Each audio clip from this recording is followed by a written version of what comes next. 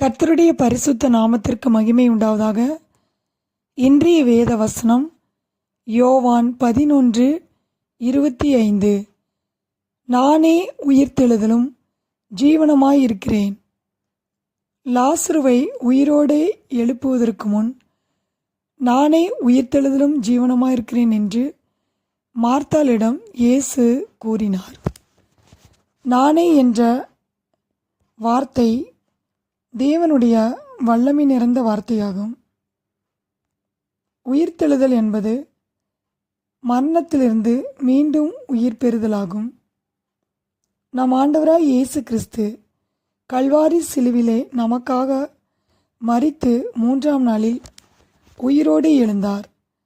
அவர் ஏன் உயிர்த்தெழ வேண்டும்? நாம் அக்கிரமங்களிலும் பாவங்களிலும் மரித்து கிடந்தோம். நம்மை பாவத்திலிருந்து உயிர்ப்பிப்பதற்காகவே அவர் உயிர்த்தெழுந்தார். அக்கிரமங்களில் மரித்தவர்களாயிருந்த நம்மை கிறிஸ்துவுடனே கூட உயிர்ப்பித்தார். கிருபையினாலே நாம் ரட்சிக்கப்பட்டோம். இவ்வுலகத்தோடும் மரணத்தோடும் நம் வாழ்க்கை முடிந்து விடுவதில்லை.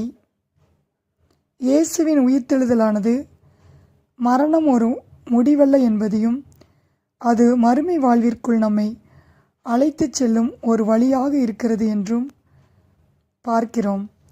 பாவத்தில் மரித்து கிடக்கிற மனிதருக்காக இயேசு கிறிஸ்து சிலுவையில் ஜீவனை கொடுத்தார். நம்முடைய பாவங்களுக்காக ஒப்பு கொடுக்கப்பட்டும் நாம் நீதிமான்களாக்கப்படுவதற்காக எழுப்பப்பட்டும் இருக்கிறார் என்று ரோமர் 4:25 வாசிக்கிறோம். ஆம் பிரியமானவர்களே, நம்முடைய கர்த்தராகிய இயேசுவை தேவன் மரித்தோரிலிருந்து எழுப்பினார் என்று நம் இருதயத்தில் விசுவாசித்தால் இரட்சிப்புண்டாகும். இந்த இரட்சிப்பை நாம் மற்றவர்களுக்கு அறிவித்து நாம் இயேசுவின் அன்பை வெளிப்படுத்துவோம். ஆண்டவராய் இயேசு கிறிஸ்துவே உயிர்த்தெழுதலும் ஜீவனமாய் இருக்கிறார்.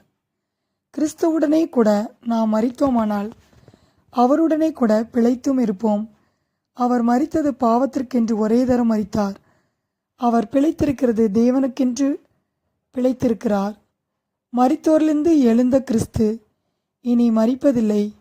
மரணம் அவரை ஆண்டு கொள்வதில்லை.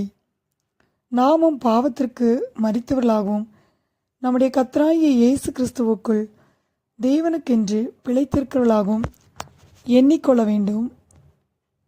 இயேசுவின் மரணத்தின் சாயலில் நாம் இணைக்கப்பட்டுள்ளனால் அவர் உயிர்த்தெழுதலின் சாயலிலும் இணைக்கப்பட்டிருப்போம். ஆம் பிரியமானவர்களே, பிதாவின் மகிமையினாலே கிறிஸ்து மரித்தோரிலிருந்து எழுப்பப்பட்டது போல நாமும் புதிதான ஜீவனுள்ளவர்களாய் நடந்து கொள்ளும்படிக்கு பாவத்துக்கு நீங்கி விடுதலையாக்கப்பட்டிருக்கிறோம். அவரை விசுவாசிக்கிற நாம் மரித்தாலும் பிழைப்போம். இயேசு கிறிஸ்துவே உயிர்த்தெழுதலும் ஜீவனமாயிருக்கிறார். கர்த்தர்தாமே இந்த வார்த்தையை ஆசீர்வதிப்பாராக. ஆமேன்.